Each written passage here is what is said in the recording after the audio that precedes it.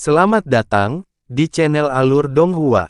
Sebelum menonton, silahkan subscribe, biar Mimin tambah semangat update-nya. Dengan pekikan, pancaran emas mengubah Demon Naschen menjadi awan asap yang segera berhamburan. Dikatakan bahwa teknik Spirit Fuse adalah teknik Dao Iblis kuno yang sangat kejam. Tentu saja, Demon Naschen yang dihasilkan darinya juga sangat rentan terhadap petir iblis ilahi, dan dengan cepat dihancurkan, tidak mampu menggunakan gerakan instan untuk melarikan diri. Di kejauhan, pria botak itu telah menjatuhkan rahangnya dan tidak bisa mengerahkan tenaga untuk membuka mulutnya. Adapun Pak Tua Ma, wajahnya tampak cukup tenang, tetapi matanya terbuka lebar. Han Li sudah mengantisipasi bahwa keduanya akan merasa terkejut, dan dia mempertahankan penampilannya yang tenang. Dia memanggil kantong penyimpanan di lantai dan trisula biru ke tangannya dan kemudian mengamatinya dengan indera spiritualnya sebelum melemparkannya ke pria botak itu. Han Li melirik keduanya dan perlahan berkata, "Meskipun kita memang membunuhnya, kita harus mengembalikan harta sihir dan kantong penyimpanannya ke Sekte Roh Pengendali dalam tahap yang tidak tersentuh. Dengan begitu, Sekte Roh Pengontrol tidak akan mengatakan apa-apa." Ketika pria botak itu mendengar Han Li berbicara, dia langsung pulih dari terkejutnya dan langsung setuju, kata-kata saudara Han sangat masuk akal. "Kami akan melakukan seperti yang Anda sarankan." Mulut Pak Tua Ma bergerak beberapa kali, tetapi tidak ada kata yang bisa keluar. Sebaliknya, dia menyingkirkan harta sihir penguasanya dengan ekspresi malu. Pembunuhan Han Li terhadap pria berjubah hitam dapat dikaitkan dengan keberuntungan. Tapi kali ini, dia berhasil membunuh monster Spirit Fuse yang memiliki kultivasi setara dengan kultivator Naschen Soul dengan tangan kosong, lawan yang berada di luar kemampuan mereka. Tanpa diskusi sebelumnya, mereka berdua merasa bahwa tetua Han dari Sekte Awan Melayang mungkin memiliki kemampuan untuk menghadapi lawan manapun di bawah tahap Naschen Soul akhir. Ketika pikiran ini muncul di benak mereka, keduanya tidak dapat menjaga penampilan tetap tenang. Han Li dengan acuh berkata, "Karena masalah ini telah diselesaikan, saya akan kembali untuk beristirahat. Jika prajurit mantra kembali, tolong panggil aku." "Kakak Han, silakan. Kami akan mengawasi area ini." Kata-kata pria botak itu tanpa sadar membawa nada hormat. Han Li tersenyum dan melambaikan tangannya sebelum meninggalkan aula. Tampilan sebelumnya dari api es surgawi dan petir iblis ilahi adalah tindakan paksa. Jika dia tidak mengambil inisiatif untuk menyerang, monster ular itu akan melarikan diri dan menyebabkan masalah yang tidak ada habisnya di masa depan. Pria botak dan Pak Tua Ma akan kesulitan menghalangi jalan monster itu. Selain itu, dia tidak merasa perlu untuk menyembunyikan kemampuan yang sebenarnya begitu dia memadatkan Naschen Soul. Keadaannya saat ini jauh berbeda dari saat dia berada di lautan bintang tersebar. Dia harus menyembunyikan dirinya pada saat itu karena kultivasinya sedikit dan dia berada di daerah asing. Jika orang yang salah memperhatikannya, dia akan diburu. Tapi sekarang dia memadatkan jiwa yang baru lahir. Dia sekarang berjalan di eselon atas dunia kultivasi, dan karena hanya ada sedikit yang akan menimbulkan banyak ancaman baginya, dia tidak merasa terlalu khawatir untuk mengungkapkan dirinya. Selain itu, mengingat invasi Moulan saat ini, mustahil untuk terus menyembunyikan kemampuannya. Paling tidak, Sekte Roh Hantu dan rombongan Markis Nanlong telah mengetahui kemampuannya yang sebenarnya, setelah dia perlihatkan pada perburuan harta karun di dataran Moulan. Karena itu, dia mungkin juga mengungkapkan kekuatan yang sebenarnya sehingga dia bisa mengintimidasi setiap anak kecil yang berkomplot melawannya. Jika tidak, jika ada rekan kultivator yang percaya dia lemah, itu akan menimbulkan beberapa masalah yang tidak perlu. Tentu, Han Li tidak akan dengan mudah mengungkapkan semua gerakan membunuhnya. Saat Han Li merenungkan hal ini, dia juga mengingat perasaan aneh dari api puncak ungu saat dia menyelimuti iblis yang baru lahir. Beberapa saat yang lalu, dia telah menggunakan api puncak ungu bersama dengan api es surgawi untuk membekukan monster itu dalam sekejap. Kemudian ketika dia mengingat api perencak ungu, dia merasa itu menjadi agak tidak stabil. Tampaknya menggunakan kekuatan penuh dari api ini membutuhkan tingkat kultivasi yang lebih tinggi, seperti yang dia duga. Dengan perasaan mencemooh diri sendiri, Han Li perlahan berjalan menuju kediamannya. Ketika Pak Tua Ma melihat Han Li pergi, dia tersenyum kecut dan berkata, "Kakak Lu, sepertinya kita salah menilai. Kemampuan rekan Taois Han secara ajaib sangat dalam. Kekuatannya jauh melampaui kita." Jejak kekaguman muncul di wajah pria botak itu. Betul sekali. Meskipun kultivasinya berada pada tahap awal Nas Chen Sol, dengan kilat emas dan api biru itu, dia bisa mengalahkan bahkan para pembudidaya tahap Nas Chen Sol di pertengahan. Pak Tua Ma tersenyum dan berkata, "Namun, ini berkah untuk kami. Dengan sekutu yang begitu kuat, kita tidak perlu takut pada prajurit mantra yang menyerang." Itu masuk akal. Pria botak itu mengangguk, tetapi dia mengerutkan kening dan berkata, "Namun, meskipun saya belum pernah mendengar tentang api biru ini sebelumnya, saya samar-samar pernah mendengar tentang kilat emas sebelumnya, tetapi saya tidak dapat mengingat apa itu. Apakah Kakak Ma tahu?" Pria tua itu merenung sejenak dan merasakan hawa dingin yang samar. "Tidak ada. Ini juga pertama kalinya aku melihat kilat emas. Teknik ini sangat tajam, bahkan Nas Chen Sol yang hampir tidak berwujud tidak dapat menghindarinya. Biarkan saja. Terlepas dari kemampuan hebat apa yang dikembangkan oleh rekan Daois Han, itu keberuntungan untuk kami."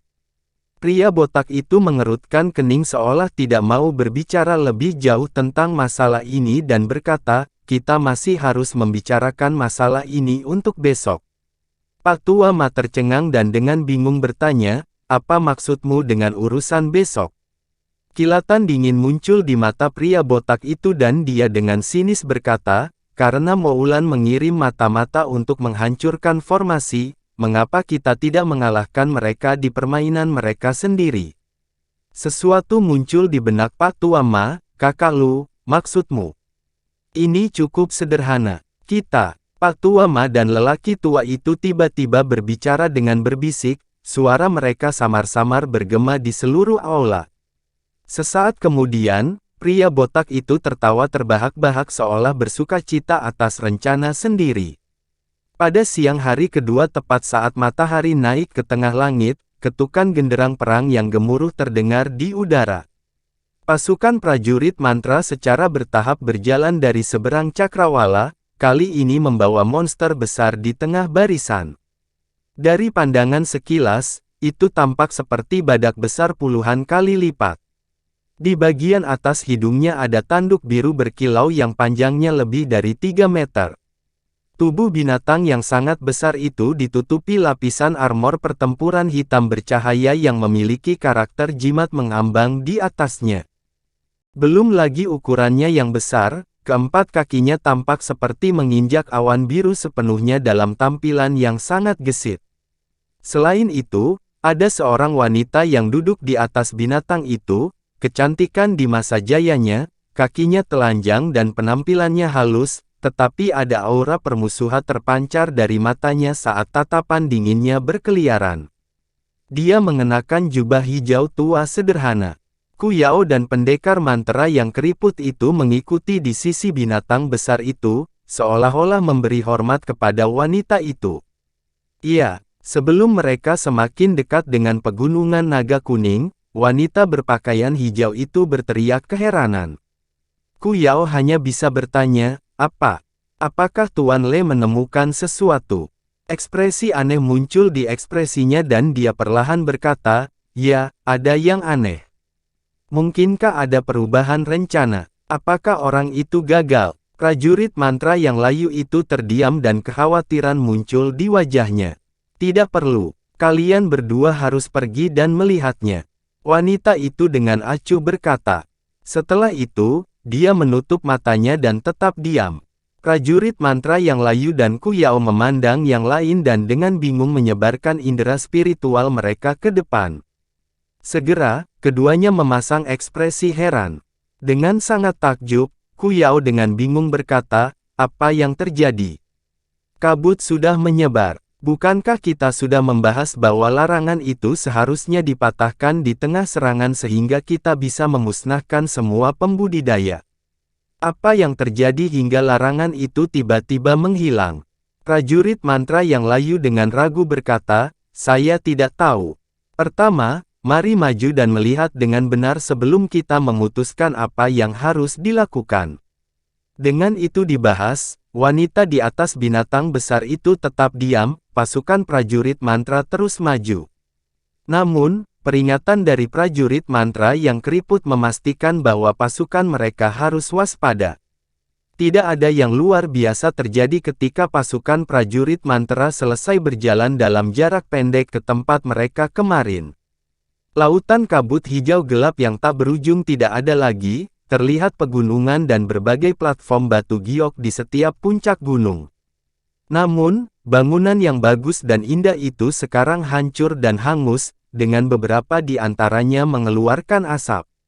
Dengan tambahan kesunyian yang membayangi pegunungan dan tidak adanya orang lain, itu membuat pemandangan yang menyedihkan. Pasukan prajurit mantra terbelah menjadi dua saat wanita berjubah hijau itu, perlahan menggerakkan binatang buasnya ke depan. Mereka melirik sosok cantik pada binatang besar itu dengan hormat dan tetap diam. Ku Yao dan prajurit mantra yang layu mengikutinya. Wanita itu melirik pemandangan di depannya dengan mata mengembara yang cerah. Setelah hening sejenak, dia menyisir rambutnya ke belakang dan senyum dingin muncul di wajahnya. Prajurit mantra keriput dengan bingung berkata, "Itu tidak baik. Meskipun kabut telah berhenti, masih ada batasan yang menghalangi indera spiritual saya untuk melihat lebih jauh." Ku Yao dengan bingung berkata, "Itu benar. Apa yang kita lihat saat ini mungkin hanya ilusi. Jika orang itu benar-benar berhasil, dia seharusnya sudah bergabung dengan kita sekarang." Dengan suara dingin, wanita itu berkata, "Kalau begitu, maksudmu kita hanya akan berdiri di sini dan tidak melakukan apa-apa?" "Tentu saja tidak," prajurit mantra yang layu itu menjelaskan, "kita hanya perlu lebih berhati-hati. Ada kemungkinan orang tersebut hanya berhasil sebagian dan berhasil melarikan diri setelah terlepas. Akibatnya, pembudidaya lain pasti telah meninggalkan tempat ini dan mundur." Wanita berjubah hijau itu tersenyum dengan acuh. Tebakan liar seperti itu tidak ada gunanya. Mempertimbangkan kultivasi musuh, kami memiliki kepastian kemenangan yang sangat tinggi. Namun, kita tidak boleh gegabah. Salah perhitungan dapat menyebabkan kematian atau tertangkap. Ku Yao ragu-ragu berkata, "Kalau begitu, Sagele berarti." Wanita itu dengan tenang berkata, "Terlepas dari apakah ini jebakan atau bukan, kami datang untuk menghancurkan formasi. Mari bergerak sesuai dengan lokasi asal kita. Akan sangat berharga untuk mengorbankan beberapa orang untuk mendapatkan pemahaman tentang situasi yang sebenarnya. Karena sumber daya kita yang paling penting adalah waktu. Kami telah memperoleh informasi bahwa kekuatan lain dari selatan surgawi bersama-sama mengirim bala bantuan. Ini akan memakan waktu 2-3 bulan bagi mereka untuk tiba. Kita harus menyerang pasukan utama kita menuju kota Soaring Heavens, untuk mendapatkan kesempatan, untuk merebut kota. Jika kita membiarkan persatuan 9 bangsa dan kekuatan lainnya untuk bergabung bersama, kita akan kehilangan terlalu banyak kekuatan bahkan jika kita memenangkan pertempuran melawan mereka. Kalau begitu mari kita lakukan seperti yang Sagele usulkan." Prajurit mantra keriput itu ragu-ragu sebelum setuju. Adapun Ku Yao, dia tidak terlalu peduli dengan kehidupan prajurit mantra kelas bawah dan tidak keberatan. Wanita itu mengangguk dan bibirnya bergerak, mengirimkan transmisi suara ke pihak yang tidak dikenal. Kemudian, hampir 100 prajurit mantra berpakaian serupa perlahan maju menuju puncak pegunungan naga kuning di bawah pimpinan prajurit mantra formasi inti. Hampir 100 prajurit mantra secara bertahap, berubah menjadi titik-titik hitam saat melewati tempat lautan kabut, awalnya ada menuju gunung. Perjalanan mereka tanpa hambatan karena 100 prajurit mantra tiba di puncak gunung tanpa masalah. Sangat melegakan bagi prajurit mantra yang layu itu. Sambil tersenyum, dia berkata kepada wanita berjubah hijau, "Sepertinya daerah ini benar-benar telah ditinggalkan, mari kita yang lain memulai pencarian." Karena mereka terburu-buru, mereka pasti tertinggal jauh. Wanita itu dengan dingin berkata, "Jangan terburu-buru. Lanjutkan pencarian." Prajurit mantra keriput terkejut setelah mendengar ini dan tidak mengatakan apa-apa lagi. Pada saat itu, 100 prajurit mantra mulai mencari melalui platform batu giok serta bangunan yang setengah terbakar, kadang-kadang menemukan beberapa batu roh dan bahan lainnya. Prajurit mantra ini berseri-seri saat mengambil barang-barang ini sebagai miliknya dan menempatkan di masing-masing kantong penyimpanan mereka. Pasukan prajurit mantra pada awalnya terdiri dari berbagai suku Moulan dengan berbagai ukuran.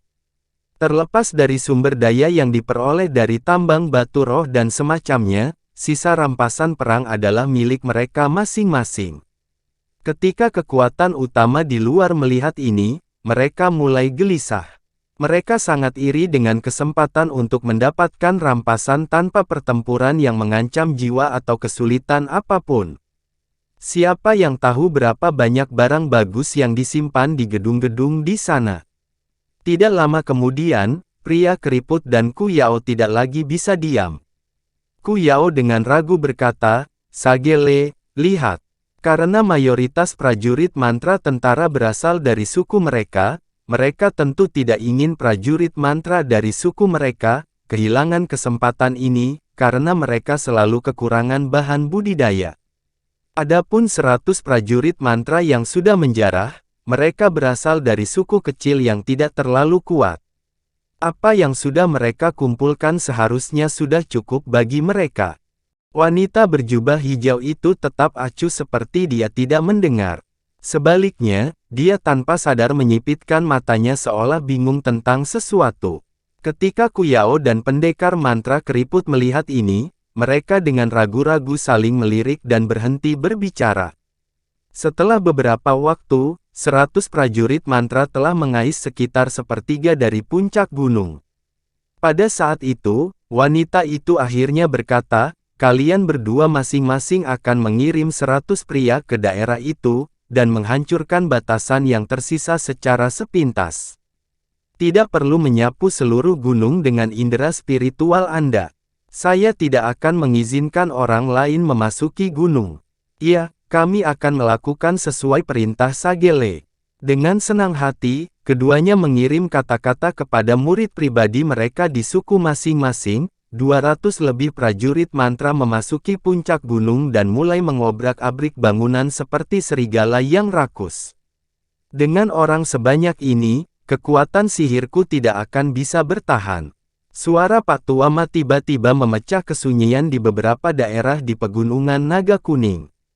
Pria botak itu menghela nafas dengan penyesalan dan berkata, "Sayang sekali tidak ada orang bijak Moulan yang masuk perangkap." Tidak lama setelah itu, gempa mulai mengguncang seluruh puncak gunung. 300 prajurit mantra yang hadir saat ini benar-benar terkejut. Tanpa perintah sedikit pun, mereka berpencar ke segala arah. Adapun 3 pembudidaya formasi inti yang memimpin masing-masing pihak.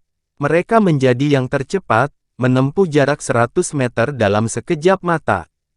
Tetapi bahkan jika mereka mampu mengerahkan kecepatan lebih jauh, mereka tidak akan dapat melarikan diri dari formasi yang sangat luas. Cahaya dari semua warna tiba-tiba bersinar dari puncak gunung dan kabut hijau mulai kembali, langsung melonjak di udara, menyelimuti area yang luas di sekitar gunung dalam lautan kabut hijau lagi dengan pegunungan Naga Kuning sebagai pusatnya. Ketika prajurit mantra keriput dan Ku Yao melihat ini, ekspresi mereka menjadi tidak sedap dipandang dan bahkan sedikit pucat. Adapun wanita berjubah hijau yang mengendarai binatang besar itu, tatapannya tetap dingin seperti biasa. Sayang sekali, dia berkata dengan nada tanpa emosi, itu adalah jebakan seperti yang diharapkan. Jika kita tidak membuat Gu Shuangpu mengambil tindakan, mungkin dia bisa tetap bersembunyi dan menunjukkan efek yang lebih besar. Ku Yao mengepalkan kedua tangannya dan menatap kabut. Prajurit mantra formasi inti yang dia kirim ke dalam adalah keturunan langsung yang sangat dia sukai. Tidak berpikir bahwa dia akan jatuh ke dalam perangkap, dia dengan cemas merasa perlu untuk menyelamatkannya. Dengan mata menyala, dia berkata, "Sagele, mereka yang ada di dalam." Wanita berjubah hijau itu melirik Ku Yao dan dengan ceroboh berkata, "Jangan sia-siakan nafasmu." Dengan kemampuan para pembudidaya Nas Chen Sol itu, berurusan dengan para pembudidaya formasi inti akan sangat mudah. Mereka kemungkinan besar sudah mati. Setelah ekspresinya goyah, dia memasang ekspresi garang dan berkata, "Jika itu masalahnya, Sagele, suruh aku memimpin serangan untuk menghancurkan formasi. Saya dapat melepaskan esensi roh api saya dan menghancurkan formasi dalam satu nafas. Setelah itu, mari kita bakar sisa-sisa dari masing-masing pembudidaya di dalamnya." Wanita itu mengangkat alisnya dan berkata, "Esensi roh apimu. Tidak apa-apa, karena Anda sudah mengambil keputusan, saya akan meminta badak raksasa menemani Anda. Namun, yang terbaik adalah Anda menyimpan esensi roh api Anda dan menggunakannya pada saat-saat genting. Kita juga harus memberi perhatian khusus pada pemuda yang membunuh Sage Heavenwhip. Saya curiga dia juga kultivator yang menghancurkan tubuh Sagemu dari suku angin surgawi. Jika itu benar, kemampuannya sangat bagus, belum lagi api birunya, jika Anda tidak hati-hati, Anda akan menemui ajalnya." Ekspresi kultivator yang layu bergerak dan dia mengungkapkan sedikit ketakutan.